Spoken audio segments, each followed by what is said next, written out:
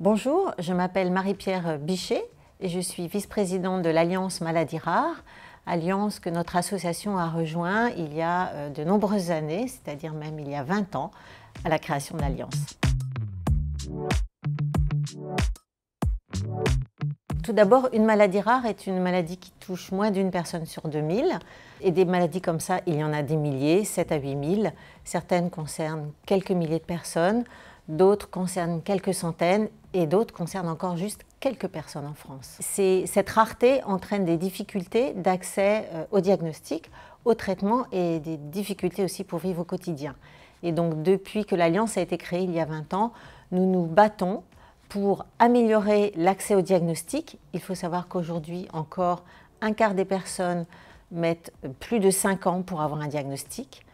Nous cherchons aussi à avoir plus de traitements. 95% de ces personnes malades n'ont pas de traitement curatif. Nous nous battons pour qu'elles soient mieux insérées dans leur vie de tous les jours, qu'elles puissent aller à l'école, qu'elles puissent travailler et être insérées dans la société et avoir du lien social également. Beaucoup a été fait depuis 20 ans pour les maladies rares, pour permettre un meilleur accès au diagnostic, au traitement et à la citoyenneté. Mais beaucoup reste à faire. C'est parce qu'on a su être unis, les associations et aussi tous les professionnels de santé, tous les acteurs du champ maladies rares, qu'on a obtenu 3 plans nationaux maladies rares. On peut rappeler que le premier plan a su structurer l'expertise avec la création de centres de référence et de centres de compétences. Le second a créé des filières de santé maladies rares. Il a créé la Banque nationale de données maladies rares, la Fondation maladies rares. Quant au troisième, qui est toujours en cours, eh bien, fort de toute cette structuration, on peut désormais, je dirais, passer à un côté plus opérationnel.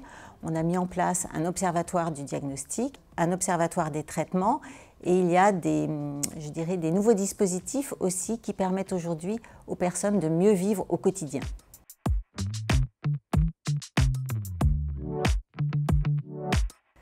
Le regroupement des associations au sein de l'Alliance Maladies Rares a été vraiment le point de départ de la lutte contre les maladies rares.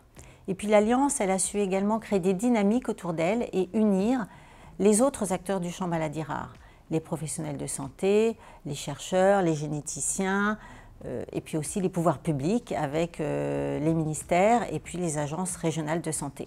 Unir et créer des dynamiques, c'est vraiment l'ADN de l'Alliance. C'est ce que nous avons fait avec la loi du 9 août 2004 qui a permis d'inscrire donc les maladies rares comme priorité de santé publique. Et ce qui semble logique quand on sait que 3 millions de personnes en France sont concernées par ces maladies rares. Et puis on est allé plus loin et évidemment après il a fallu construire des plans nationaux maladies rares. Ces plans, ils ont la particularité d'avoir été co-construits avec tous les acteurs et évidemment les malades à travers l'Alliance Maladies Rares.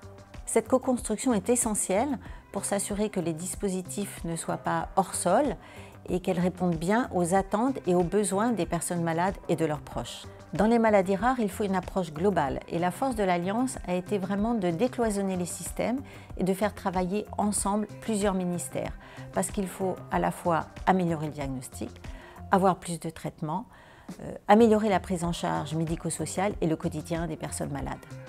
Voilà, cela fait 20 ans que l'Alliance a été créée et on peut se féliciter de tout ce chemin parcouru grâce à l'engagement, à l'énergie, à la ténacité, à la persévérance de toutes ces personnes malades et de tous leurs proches qui se sont dévoués pour être là où on en est aujourd'hui. Alors, il reste du chemin à parcourir pour améliorer le traitement, le diagnostic, la vie au quotidien. On souhaite tout le meilleur à l'Alliance et aux personnes malades. Être solidaires, être déterminés, c'est notre force et c'est ainsi que nous pourrons vaincre les maladies rares.